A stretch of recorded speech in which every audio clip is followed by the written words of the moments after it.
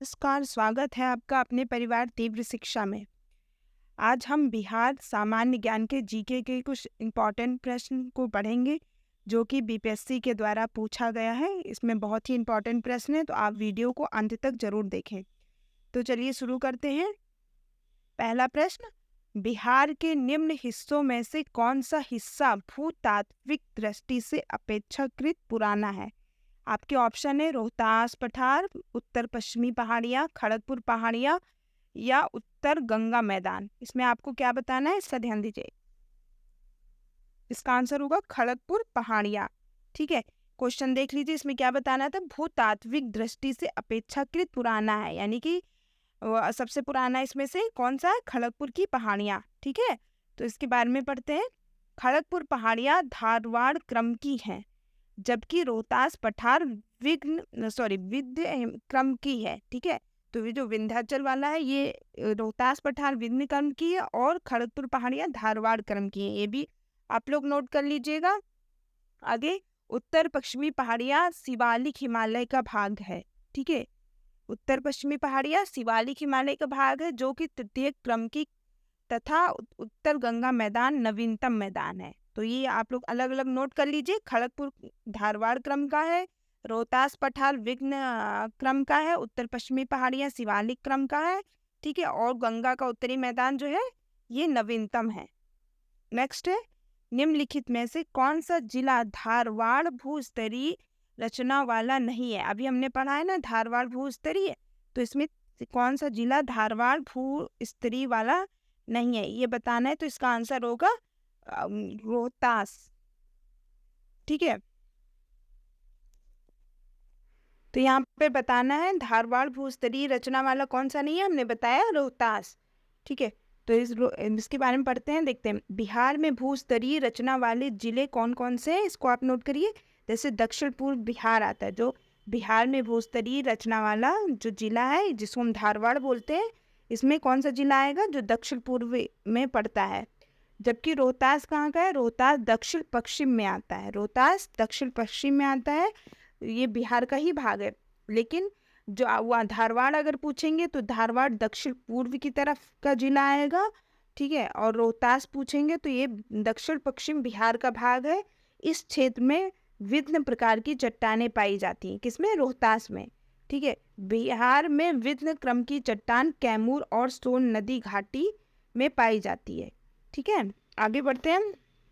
निम्नलिखित में से कौन सी नदी फतुहा के पास गंगा में मिलती है? कौन सी नदी फतुहा के पास गंगा में मिलती है? तो आंसर दीजिए आप लोग। कौन सी नदी फतुहा के पास गंगा में मिलती है? ये पुनपुन नदी, पुनपुन नदी, इसका नाम है पुनपुन नदी। देखते हैं इसके बारे में। पुनपुन नदी मध्य प्रदेश के पठारी प्रदेश से निकलकर बिहार के औरंगाबाद जिले में प्रवेश करती है। ठीक है, और पटना जिले के फतुहा के समीप गंगा में मिलती है। मोरहर और दरघा पुनपुन की सहायक नदियां हैं। मोरहर और दरघा पुनपुन की सहायक नदियां हैं। तो कौन सी नदी मिलती है? तो ये पुनपुन नदी कहाँ पे मिलती है? फतुहा के पास गंगा में पुनपुन नदी मिलती है। आपको याद हो गया होगा। नेक्स्ट है, बिहार राज्य में गंगा के किनारे स्थित जिलों की कितनी संख्या है? तो इसका आंसर होगा 12 जिला। ठीक है, 12 जिले गंगा के किनारे स्थित हैं। 38 में से 12 जिले कौन कौन से? बिहार के 12 जिले गंगा नदी के तट पर स्थित हैं, जिसमें सारण, बक्सर, भोजपुर, पटना, वैशाली, समस्तीपुर, बेगूसराय, लखीसराय, मुंगेर, खगड़िया, भागलपुर और कटिहार शामिल है। ठीक है, इनको आप देख लीजिएगा क्योंकि ये ऑप्शन में आएंगे। इनमें से कौन सा कि किनारे गंगा के किनारे कौन सा शहर नहीं बसा है, इसी तरीके से ये प्रश्न बनेगा। तो आप लोग इन सबको देख लीजिए अच्छे से, कौन कौन सा है। पहला जिला सारण, बक्सर, भोजपुर, ऐसे 3-3 करके याद कर लीजिए। सारण, बक्सर, भोजपुर, पटना, वैशाली, समस्तीपुर, बेगूसराय, लखीसराय, मुंगेर, खगड़िया, भागलपुर, कटिहार। 3-4 बार आप लोग पढ़ेंगे तो ये याद हो जाएगा। नेक्स्ट, बिहार के किस जिले में गंगा नदी सबसे लंबी है? तो पटना जिले में। ठीक है, कितनी है देखते हैं। गंगा नदी बिहार के 12 जिलों से होकर गुजरती है, जिसमें गंगा की सर्वाधिक लंबाई 99 किलोमीटर पटना में है। ठीक है, यानी 1 कम 100। दूसरे स्थान पर भागलपुर है, जहाँ गंगा नदी 97 किलोमीटर है।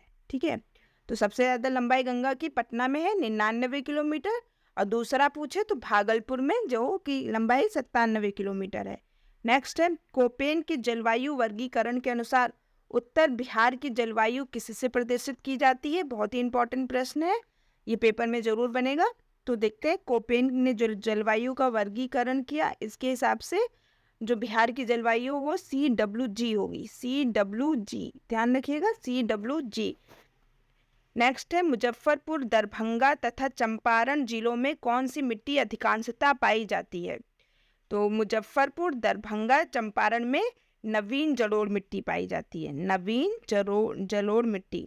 देखते हैं, देखिए दरभंगा, मुजफ्फरपुर, चंपारण जिलों में नवीन जलोढ़ मिट्टी पाई जाती है। क्यों?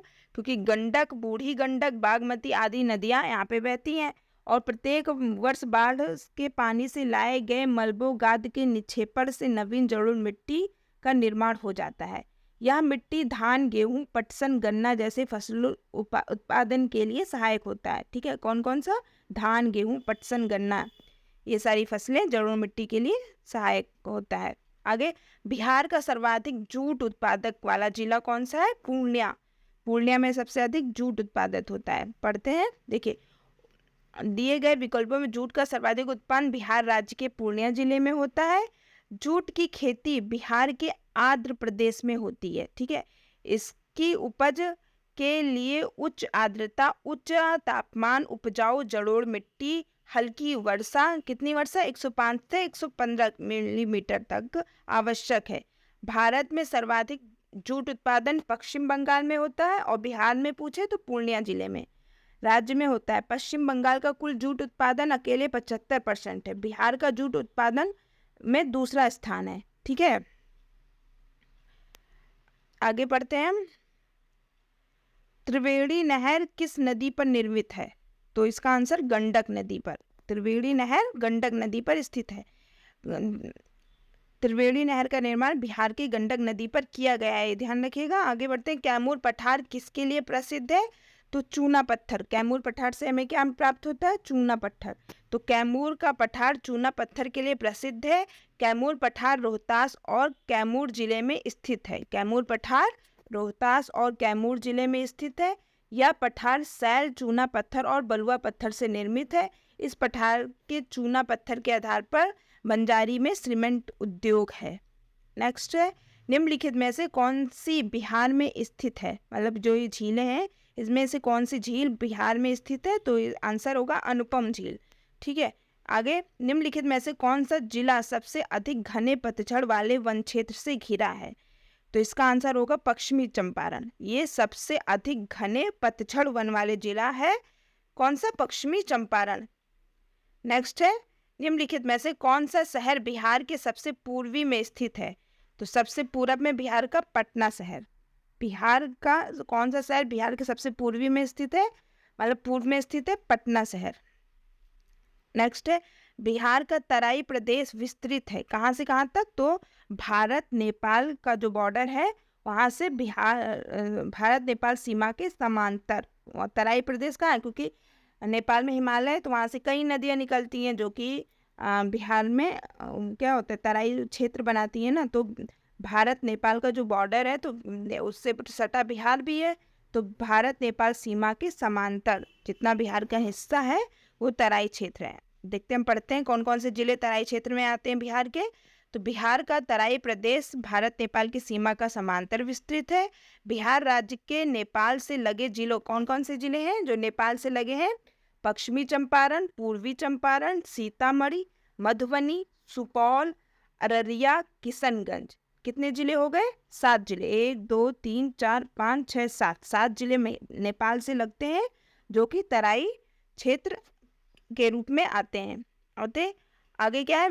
बिहार में सुमेश्वर श्रेणी है इन सबों में। ठीक है, तो देखिए सुमेश्वर श्रेणी कहाँ पर है? तो बिहार के सुमेश्वर या सोमेश्वर क्या है इसे? श्रेणी शिवालिक श्रेणी का एक निर्माण एक ही काल या प्लीस्टोसीन काल में हुआ। चाहे शिवालिक श्रेणी हम लोग पढ़ते हैं ना हिमालय में, तो जो शिवालिक श्रेणी है तो ये बिहार में कौन सी श्रेणी पड़ती है? सोमेश्वर श्रेणी। इसका निर्माण एक साथ ही हुआ, अतः यह उपयुक्त तीनों पहाड़ियों की अपेक्षा नवनिर्मित पहाड़ी श्रेणी है। तो ये तीनों पहाड़ियाँ हैं इसमें, जैसे पार्श्वनाथ पहाड़ी पुरानी, राजमहल की पहाड़ी पुरानी, खड़गपुर पहाड़ी से पुरानी, तो ये सब पुरानी नहीं है, ये सब नई पहाड़ियाँ हैं। आगे, मुंडा जनजातियाँ अधिकांशतः बसी हैं कहाँ पर? असम में। मुंडा जनजातियाँ असम में बसी हैं। तत्कालीन बिहार के कटिहार, बिहार में कहाँ कहाँ पे बसी ये लिखा हुआ है, देखिए बिहार में कटिहार, रांची, पश्चिम सिंहभूमि, पलामू, पूर्वी सिंहभूमि और गुमला जिलों में मुंडा जनजातियां हैं। 15 नवंबर 2000 को बिहार से कटकर नवनिर्मित झारखंड राज्य के पश्चात मुंडा जनजाति बिहार की 5वीं सबसे अधिक जनसंख्या वाली जनजाति है। झारखंड राज्य में जनजातियों की कुल जनसंख्या की दृष्टि से मुंडा जनजाति तीसरी सबसे बड़ी जनजाति है। बिहार में 5वीं और झारखंड में तीसरी मुंडा जनजाति है, और बिहार में मुंडा जनजातियों का नंबर 5वां आता है और झारखंड तीसरा। नेक्स्ट है, बिहार से होकर जाने वाला राष्ट्रीय राजमार्ग कौन सा है? तो राष्ट्रीय राजमार्ग 23, ये बिहार से होकर जाता है। बहुत ही इंपॉर्टेंट प्रश्न है, बिहार से होकर जाने वाला राष्ट्रीय राजमार्ग 23। तो इसमें कौन कौन सी जगह आती है पढ़ते हैं। गुमला, पालकोट, खिथैर नगर को जोड़ता और राष्ट्रीय राजमार्ग 23 तत्कालीन संयुक्त बिहार के चास से रांची तक था। ठीक है, रांची झारखंड में। 30 नवंबर 2018 के अनुसार बिहार में कौन कौन से राजमार्ग हैं ये भी पढ़ लीजिए एक नज़र में। देखिए 27 EW, 31, 33, 231, 327, 227, 22, 120, 19 GQ, ये सब बिहार में राजमार्ग हैं। लेकिन मेन राजमार्ग कौन सा है? राष्ट्रीय राजमार्ग 23 है। ये आप लोग जरूर ध्यान रखिएगा, इसे पहले मत रखिए। आगे, वर्तमान में बिहार में राष्ट्रीय राजमार्गों की कुल लंबाई कितनी है? ये नेशनल हाईवे की लंबाई टोटल कितनी है बिहार में? 5030.6 किलोमीटर। ठीक है, नेशनल हाईवे की जो लंबाई है बिहार में कितनी है? 5030.6 किलोमीटर। राष्ट्रीय राजमार्ग संख्या कौन सी? 27 EW सबसे लंबा है, जिसकी लंबाई 487 है। इनमें से 27 EW सबसे लंबा है, जिसकी लंबाई कितनी है? 487। 27 EW बिहार में सबसे लंबा है और जो बिहार में 487 किलोमीटर पर है। तो ये हमारा राष्ट्रीय राजमार्ग 23 है, जो कि बिहार से होकर जाने वाला राष्ट्रीय राजमार्ग है, ये कंफ्यूज नहीं होइएगा। और सबसे लंबा है बिहार में 27। आगे, छोटा नागपुर के जंगल हैं कौन कौन से? सदाबहार, पतझड़, सवाना या कांटेदार? अपना उत्तर दीजिए। तो देखते हैं छोटा नागपुर में किस प्रकार के जंगल पाए जाते हैं, ये आपको बताना है। तो इसका आंसर होगा सी, यानी कि दूसरा और तीसरा दोनों। दूसरा क्या है हमारा? दूसरा है हमारा, देखिए पतझड़ और तीसरा क्या है हमारा? सवाना, यानी पतझड़ और सवाना दोनों टाइप के जंगल छोटा नागपुर में पाए जाते हैं, पतझड़ वन भी और सवाना वन भी। तो आगे बढ़ते हैं। टाटा लौह इस्पात कारखाने में लौह अयस्क की पूर्ति होती है, इसका आंसर डी होगा, यानी सिंहभूम से। जो टाटा लौह इस्पात कारखाना है, इसमें लौह अयस्क की पूर्ति कहाँ से होती है? सिंहभूम से। आगे बढ़ते हैं। बिहार का कौन सा शहर वन्य जीव अभ्यारण्य और राष्ट्रीय पार्क के लिए प्रसिद्ध है? वो कौन सा शहर है? गया, जो कि वन्य जीव अभ्यारण्य और राष्ट्रीय पार्क के लिए प्रसिद्ध है। बिहार का कौन सा शहर वन्य जीव अभ्यारण्य और राष्ट्रीय पार्क के लिए प्रसिद्ध है? गया। ठीक है, ध्यान रखिएगा। गया गौतम बुद्ध अभ्यारण्य है। गया में कौन सा अभ्यारण्य है? गौतम बुद्ध अभ्यारण्य, और राष्ट्रीय पार्क के लिए यह भी प्रसिद्ध है। आगे, निम्नलिखित में से कौन सा स्थान बिहार में वन्य जीव के लिए प्रसिद्ध है? तो वन्य जीव अभ्यारण्य बोध गया। ठीक है, वन्य जीव अभ्यारण्य कहाँ है? बोध गया, ये भी गया में है। नेक्स्ट, निम्नलिखित में से कौन सा वन्य जीव अभ्यारण्य बिहार के मुंगेर जिले में है? तो बिहार के मुंगेर जिले में भीम बांध, जिले में है। मुंगेर जिले में भीम बांध वन्य जीव अभ्यारण्य है, ये ध्यान रखिएगा। मुंगेर जिले में भीम बांध वन्य जीव अभ्यारण्य है। थोड़ा डिटेल देख लेते हैं इसका। भीम बांध वन्यजीव अभ्यारण्य की स्थापना कब हुई? 1976 में बिहार के मुंगेर जिले में हुई थी। इसका कुल क्षेत्रफल 681.99 वर्ग किलोमीटर है। 681.99 वर्ग किलोमीटर है। किसका? भीम बांध वन्यजीव अभ्यारण्य का क्षेत्रफल। आगे इसके बाद वाल्मीकि वन्यजीव अभ्यारण्य है, ठीक है, और जो कहाँ है वाल्मीकि वन्यजीव अभ्यारण्य? पश्चिमी चंपारण में। गौतम बुद्ध पक्षी अभ्यारण्य जिला कहाँ है? गौतम बुद्ध पक्षी अभ्यारण्य ये गया में है। और राजगीर वन्यजीव अभ्यारण्य नालंदा जिले में है। राजगीर वन्यजीव अभ्यारण्य कहाँ है? नालंदा में है। आगे बढ़ते हैं। कोयले पर चलने वाली 3 थर्मल पावर स्टेशन जो बिहार में स्थित हैं, कौन कौन से हैं? वो है बोकारो, चंद्रापुर और सतालडीह। ये कोयले पर चलने वाली 3 पावर स्टेशन है। कौन कौन से हैं? बोकारो, चंद्रापुर, सतालडीह। बोकारो, चंद्रापुर, सतालडीह। देखते हैं थोड़ा सा डिटेल। बोकारो, चंद्रापुर या इसको चंद्रपुर क्या है, और सतालडीह 3 पावर स्टेशन है जो कोयला पर आधारित है। वर्तमान में तीनों झारखंड राज्य में चले गए हैं। वर्तमान में बिहार में बरौनी, बाढ़ और कहलगांव कोयला आधारित थर्मल पावर स्टेशन एनटीपीसी द्वारा संचालित है। ठीक है, तो बिहार में बरौनी, बाढ़ और कहलगांव आता है। ठीक है, ये पहले थे बिहार में ही बोकारो, चंद्रपुर और सतालडीह, लेकिन अभी ये झारखंड में चले गए हैं अगर ये पूछे तो, क्योंकि ये बिहार का हिस्ट्री था जो सन 2000 में झारखंड अलग हुआ है ना। इससे पहले अगर बिहार के बारे में पूछा जाए तो वर्तमान में कौन कौन से आते हैं जो कि कोयले पर आधारित है? वो है बरौनी, बाढ़ और कहलगांव। एक कोयला आधारित थर्मल पावर स्टेशन है।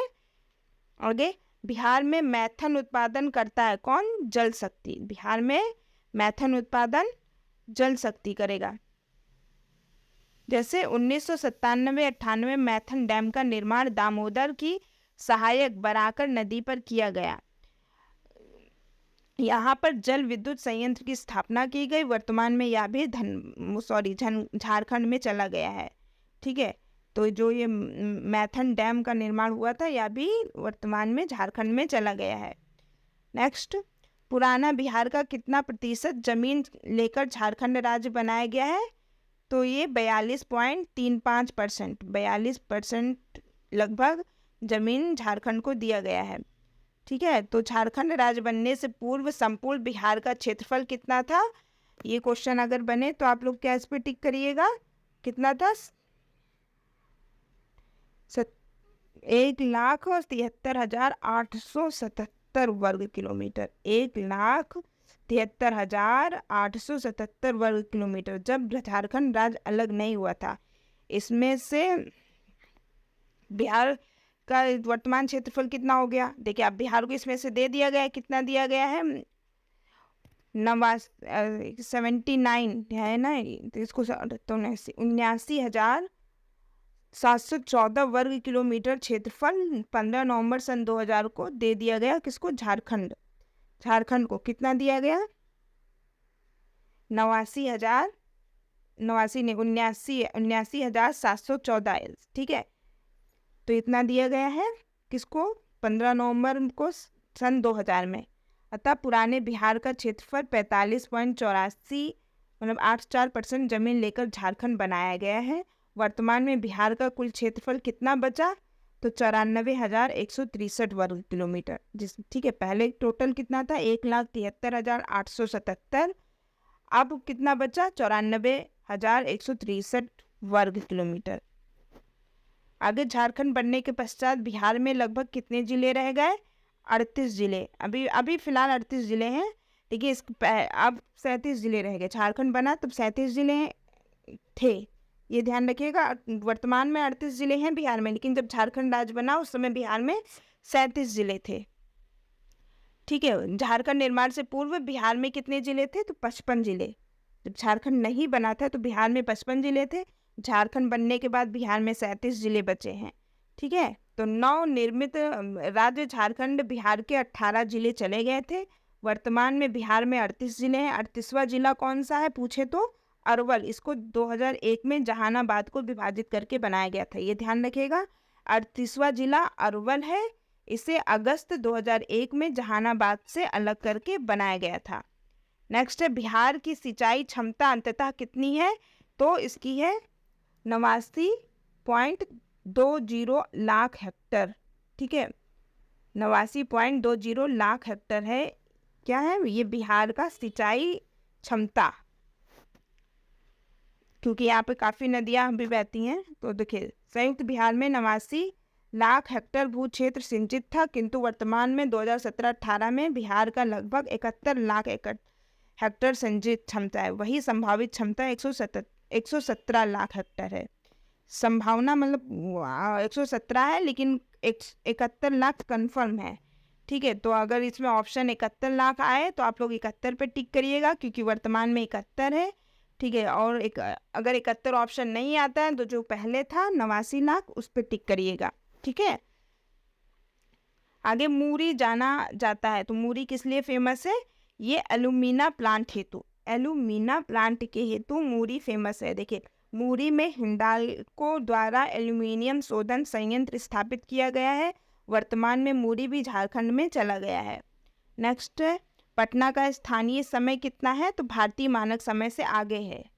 ठीक है, पटना का मानक समय भारतीय मानक समय से निर्धारित होता है। भारत का मानक समय 82.5 डिग्री पूर्वी देशांतर है, जो प्रयागराज के इलाहाबाद एवं मिर्जापुर से होते हुए गुजरती है। भारत का मानक समय ग्रीनविच टाइम से 5.5 घंटा आगे है, जबकि पटना का स्थानीय समय भारतीय मानक समय से आगे है, क्योंकि पटना 85 डिग्री 13 पूर्वी देशांतर पर अवस्थित है। तो जो मानक समय है भारत का, उससे पटना का जो समय है वो आगे है, ये ध्यान रखिएगा। और कितने डिग्री? देखिए, 85 डिग्री 13 पर ये देशांतर पर पटना अवस्थित है। 85-13, ये ध्यान रखिएगा। आगे, जुलाई 2018 तक पटना जिला बिहार की कितने जिलों में सीमाबंद था? जो पटना जिला था, तो इसका आंसर होगा 8 जिलों से पटना जिले की सीमा 2018 तक लगती थी, लेकिन वर्तमान में 9 जिले मतलब 9 जिले जो पटना राज्य से लगते हैं, क्योंकि पटना बिहार की राजधानी है, तो राजधानी से वर्तमान में 9 जिले टच होते हैं। ठीक है, देखते हैं। पटना जिले की सीमा भोजपुर, सारण, वैशाली, समस्तीपुर, बेगूसराय, लखीसराय, नालंदा, जहानाबाद तथा अरवल, क्योंकि सन 2000 में बनाया गया। ठीक है, 2001 में। तो 9 जिले बिहार में वर्तमान में लगते हैं, लेकिन यहाँ पे पूछा गया था 2018 में, तो 8 तो इसका आंसर 8 इसीलिए था। सॉरी, इसका आंसर 9 ही होगा। ठीक है, 9 जिले लगते हैं। ये 9 जिले भी ध्यान रखिएगा, जैसे भोजपुर, सारण, वैशाली, समस्तीपुर, बेगूसराय, लखीसराय, नालंदा, जहानाबाद, अरवल, सबसे लास्ट में अरवल। नेक्स्ट है, पूर्व में बंगाल का दुख कही जाने वाली बिहार से उद्गम होने वाली नदी कौन सी है? मयूराक्षी। बंगाल का दुख मयूराक्षी नदी को बोला जाता है। ठीक है, दामोदर नदी। इसका ऑप्शन सेट करने में ऑप्शन इधर उधर हो गए। आगे इसका आंसर दामोदर है। दामोदर नदी को बंगाल का शोक कहा जाता है ना। तो ये कहाँ से मतलब उत्पन्न होती है? तो दामोदर नदी बिहार से निकलती है ना। दामोदर नदी को बंगाल का दुख कहा जाता है। दामोदर नदी झारखंड के लातेहार जिले से उद्गमित होती है, मतलब वहाँ से निकलती है, झारखंड के लातेहार जिले से। आगे, बिहार की मुख्य खाद्यान्न फसलें कौन सी है? तो चावल है, गेहूं, फिर मक्का। चावल, गेहूं, मक्का। झारखंड का लौह अयस्क उत्पादन में सर्वाधिक महत्वपूर्ण जिला कौन सा है? झारखंड का है, तो ये सिंहभूम। यहाँ पे सबसे ज़्यादा लौह अयस्क होता है। अभी मैंने सिंहभूम के बारे में पढ़ा था। अगर उसको लौह अयस्क की ज़रूरत होगी तो कहाँ से लेगा? तो सिंहभूम से। ये भी अब झारखंड में चला गया है। देखिए, झारखंड का सिंहभूम जिला लौह अयस्क उत्पादन में सर्वाधिक महत्वपूर्ण स्थान रखता है। यहाँ से प्राप्त लौह अयस्क का उपयोग जमशेदपुर और बोकारो इस्पात उद्योग में किया जाता है। नेक्स्ट, छोटा नागपुर में प्रारंभिक स्तर पर अर्थव्यवस्था आधारित थी। किस पर? वनों पर। ठीक है, पहले वनों पर इनकी अर्थव्यवस्था आधारित थी। आगे बढ़ते हैं। एशिया का सबसे बड़ा जलप्रपात हुंडू किस जगह पर है? तो ये रांची में है। हुंडू जलप्रपात एशिया का सबसे बड़ा जलप्रपात है। कहाँ पर है? रांची में। हुंडू जलप्रपात रांची के निकट स्वर्णरेखा नदी पर स्थित है। आगे, बिहार का अधिकांश क्षेत्र आच्छादित है किससे? कछारी मिट्टी से। ठीक है, ये बीपीएससी द्वारा पूछा गया है। तो बिहार का अधिकांश क्षेत्र कछारी मिट्टी से मतलब ढका हुआ है, आच्छादित है, घिरा हुआ है, कह सकते हैं। आगे, निम्नलिखित में से किस राज्य को केंद्र सरकार द्वारा विशेष श्रेणी एसएससी का कभी प्रदान नहीं किया गया? मतलब कौन से राज्य को? तो ये जम्मू कश्मीर है। जम्मू कश्मीर, असम और नागालैंड को वर्ष 1969 में, हिमाचल प्रदेश को 1971 में और मणिपुर, मेघालय, त्रिपुरा को 72 में, सिक्किम, अरुणाचल प्रदेश, मिजोरम को 75 में, उत्तराखंड को 2001 में विशेष श्रेणी का दर्जा प्रदान किया गया है, क्योंकि यहाँ पर काफ़ी प्राकृतिक घटनाएं घटती रहती हैं, इसलिए विशेष श्रेणी का दर्जा इन जिलों को प्रदान किया गया है। तो इसका आंसर होगा बिहार। बिहार को विशेष श्रेणी का दर्जा नहीं प्राप्त है, ठीक है, मतलब जो स्पेशल बजट इनके लिए केंद्र सरकार की तरफ से आता है उसके लिए बात हो रही है, और बाकी सिक्किम, हिमाचल प्रदेश, जम्मू कश्मीर को प्राप्त है, ठीक है। जैसे आरक्षण नौकरियों में होता है, ऐसे केंद्र सरकार की तरफ से इन जिलों का एक अलग से बजट आता है। देखिए, बिहार ने भी कोशिश किया था, सन 2013 में बिहार सरकार ने भी विशेष राज्य दर्जा प्राप्त करने की मांग की, परंतु असफल रहा, ठीक है, क्योंकि बिहार में का क्षेत्र भी काफ़ी बाढ़ग्रस्त रहता है। आगे बढ़ते हैं। बिहार के इतिहास में पहली बार राज्य का आर्थिक सर्वेक्षण प्रस्तुत किसने किया? तो सुशील मोदी के द्वारा पहली बार बिहार राज्य का आर्थिक सर्वेक्षण किसने प्रस्तुत किया? सुशील मोदी ने। नेक्स्ट है, बिहार राज्य में गरीबी रेखा के नीचे लोगों की अधिकतम संख्या होने का क्या कारण है? तो ये सभी कारण है, जैसे भूमि सुधारों में असफलता, राजनीतिक इच्छा का अभाव और श्रमिक वर्ग की अधिक संख्या है यहाँ पर, ठीक है। आगे बढ़ते हैं। कश्मीरी घाटी के अंतिम मुस्लिम शासक यूसुफ शाह, जिन्हें मुगल सम्राट अकबर द्वारा बिहार में निर्वाचित किया गया था, वो दफन है कहाँ पर? देखिए, इसका आंसर होगा डी, यानी नालंदा में। कश्मीर घाटी के अंतिम मुगल शासक यूसुफ शाह चक, जिसे मुगल सम्राट अकबर के द्वारा बिहार में निर्वासित किया गया था, तो यूसुफ शाह चक की मृत्यु 1592 ईस्वी निर्वासन के दौरान हुई, जिसे नालंदा बिहार में दफनाया गया। किसको? ये थे यूसुफ शाह। यूसुफ शाह को नालंदा में दफनाया गया। आगे, जैन धर्म के प्रवर्तक महावीर जी का मोक्ष स्थान कहाँ है?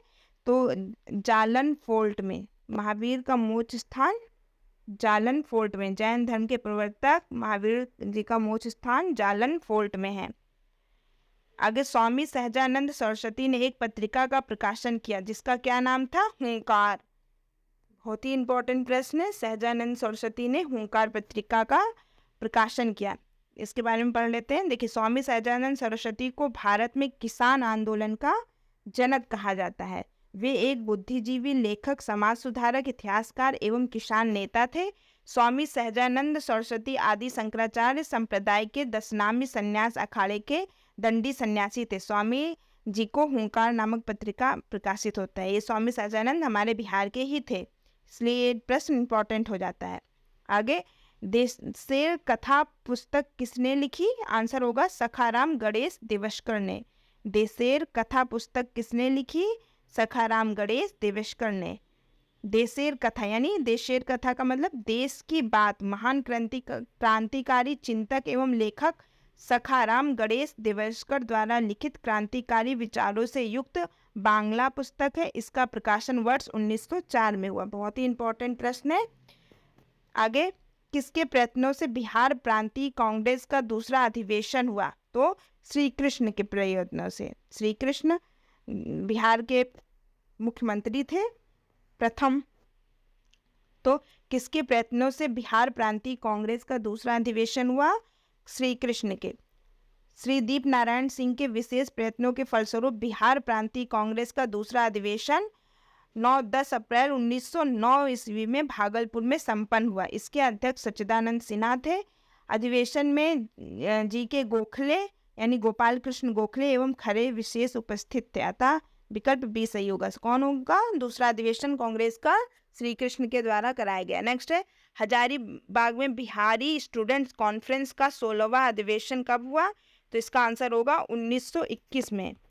बिहारी स्टूडेंट्स कॉन्फ्रेंस का 16वां अधिवेशन 1921 में हुआ। कहाँ पर? हजारीबाग में। तो ये हमारे प्रश्न समाप्त होते हैं। आप लोग प्रश्न को पूरा अंत तक जरूर देखिएगा, तभी आपको इसका फ़ायदा मिलेगा। और वीडियो को लाइक सब्सक्राइब जरूर कर लें। धन्यवाद।